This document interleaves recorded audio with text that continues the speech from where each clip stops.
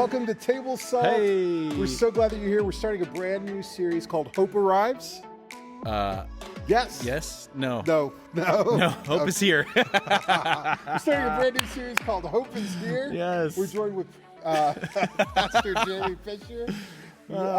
Jeremy, thank you for being here. Oh, I'm still wondering who let us do 2 weeks in a row like this. Oh, I don't know. Whoever that guy is must have been really desperate. But I'm really glad you're here. Yeah, It's man. starting the Christmas season, which is the most wonderful time of the year Yeah. for a lot of people. Oh, yeah. That's incredible. So my first question is just a little warm-up question for you. Come on. Was there a Christmas present that you were absolutely excited about getting when you were a kid? Yes. Well, here's the caveat. Yeah.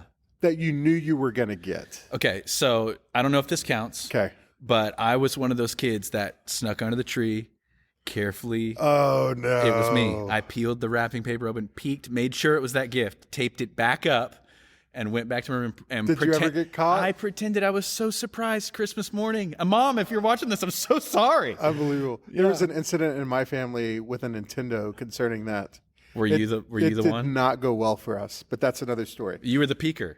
No, No? I was the innocent. I'm the good boy. I'm the good boy. I don't know. So, but yeah, because the reason I wanted to talk this up because as I was going through the sermon, Yeah. like you work really hard in this sermon to create like this sense of longing, Yeah. and this sense of weight and expectation. You literally feels like you take us through 2,000 years Because we do. Yeah. Yes. What was it as tedious to write?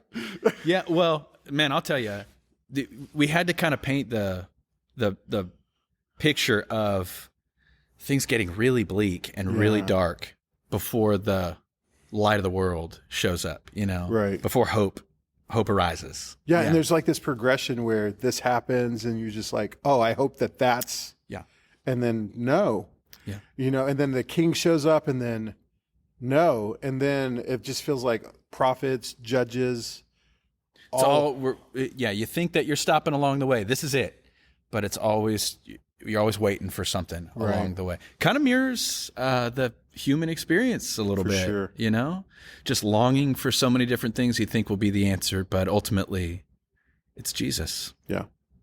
And in all of like God working through bringing Christ, you guys are telling this story of how, and then there's like all of the silence, and then suddenly The cry of a baby. the cry of a baby. Yeah, if you look at biblical history as a whole, like leading up to that moment in the New Testament when Jesus cries out as a baby for the first time, if you look at the whole of Bible history, it does feel a little bit like a descent. Yeah. Right? Like beginning with Adam and Eve and the fall in the garden, and then it's just like you're waiting for there to be some kind of just reconciliation with God, for hope to arrive, for God to make all things right. And we got stops in the sermon along the way with Abraham, and there's Jacob, and there's Joseph, and there's David, and the kings and the prophets, and all these things along the way. Then you get to the intertestamental period, and we highlight this a lot in the church as like the Radio silence. radio silence Yeah. from God. It's like intermission, Yeah. And I think through all of biblical history, once you get to that point, to me, that's like where it feels like the people of God have kind of had enough, to where it's like, all right, we messed up enough. We didn't follow. We didn't do things we were supposed to. God probably at some point just said, all right, washing my hands of this one. I'm done. And when you get to those 500 years there, if you're living in that point, I'm sure you're just Right. thinking to yourself, this is it. Why do you think that God operates? Because I feel like that's a source of frustration for a lot of people in the world, where it's just like all these promises, all these promises, all these promises, and you're looking and you're hoping, and then it just doesn't feel like God is moving at all. Yeah. Why do you think God chooses to move that way? Oh, man, what a question. And I want to answer it with a little bit of sensitivity, because I know that I think probably all of us to some degree are waiting for something that will only be fulfilled by heaven in the end. But in the meantime, it's like some people are waiting on a child. We've been there. Yeah. Wife and I have been there. That was hard. There's people waiting on a spouse, waiting on finances to come through, waiting on a hope, a dream, a vision. And the question is always, why? Like, why am I waiting? God, what's the plan behind this? And I don't know if I know like the specific answer for each person. I do think that God chooses to move in that fashion because he doesn't look at time the way that we do. I think that's part of it, to God. 10,000 years, is a moment. He looks at all of history. He's outside of time. He moves differently. He sees beginning and end. He's Alpha and Omega. I think that's part of it. God just operates differently than humans do. But I also think that there is some part of we talked about this last week, but there's some part of our development and holiness, our sanctification that comes about through waiting. Yeah. Is there, I don't know how to phrase this question, but it's just what popped in my mind. It's an honest question.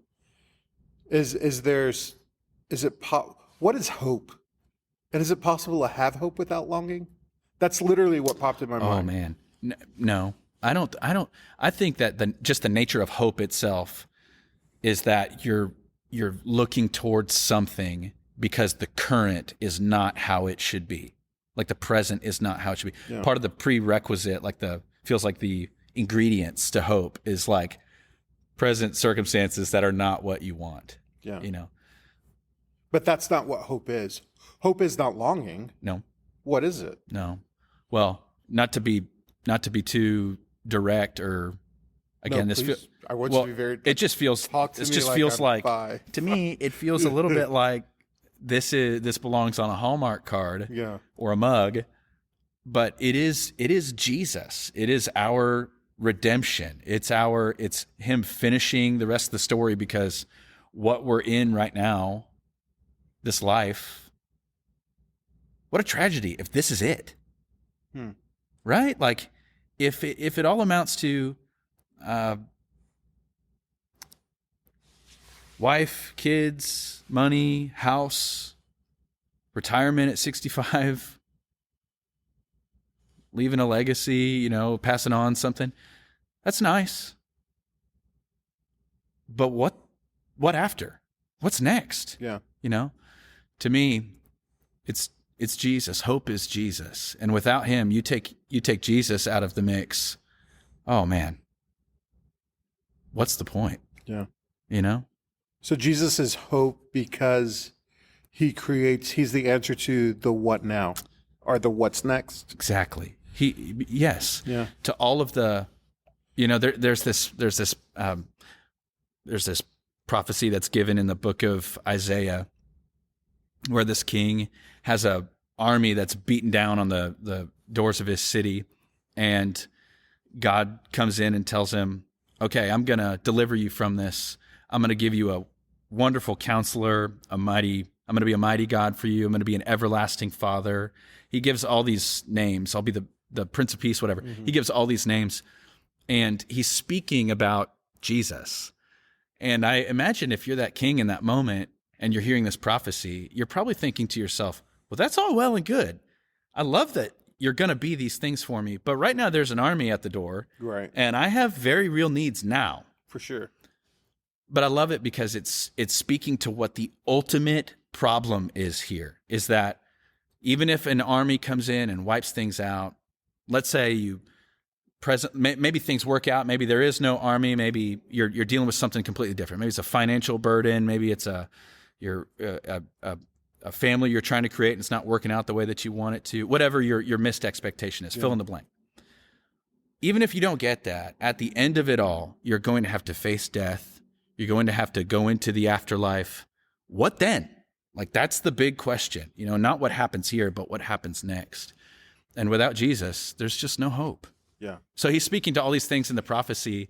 And I know it can be very tempting to be a little myopic and be short-sighted and be like, okay, what now? What do I do?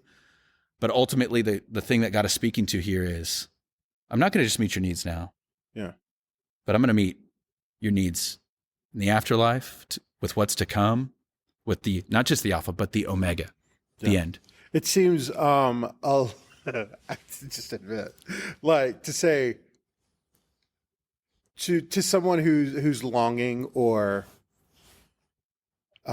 is hoping to get past whatever situation they're going in this life. If I'm a pastor and this person is just struggling, whether because they're in the middle of it. Oh, sure. You want me to be like, just look them in the face and seriously just say, just with all seriousness, I know you think this is your problem, but your problem is that you're going to hell, and that Jesus is the answer to that problem, and you're going to wake up tomorrow and you're still going to be in the middle of this thing that you're struggling with.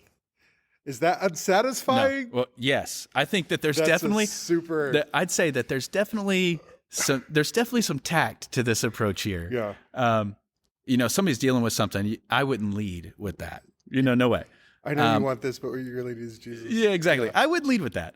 But what I am saying is, like, and I admit that's a hard question. Yeah, no. But I think what you do need to point to is that, yes, Jesus promised he's never going to leave us. He's given us the Helper and the Holy Spirit. He's going to give us all the things that we need to handle the present day. Yeah. He's going to give us the courage, the strength, the peace, whatever we need for this moment. So we don't want to neglect that.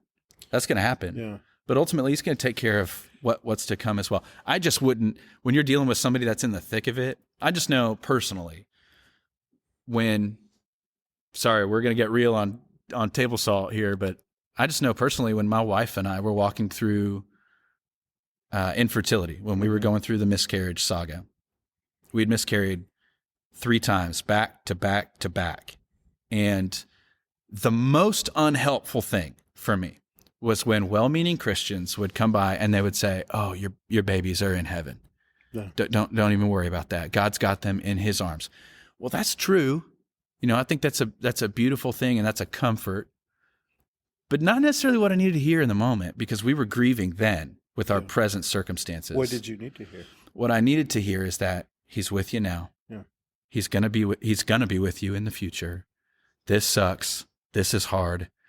Thank God that this is not the last stop along the way. Yeah. I needed to have a little bit of perspective, but also needed somebody to be really tender in the moment with what we were going through. Yeah. Like, just because it's hard, it doesn't mean that God is absent or off elsewhere. Like, he'll meet your needs right there. And I think that's like you're saying all this, and I'm remembering what the promises are, like Emmanuel, God with you.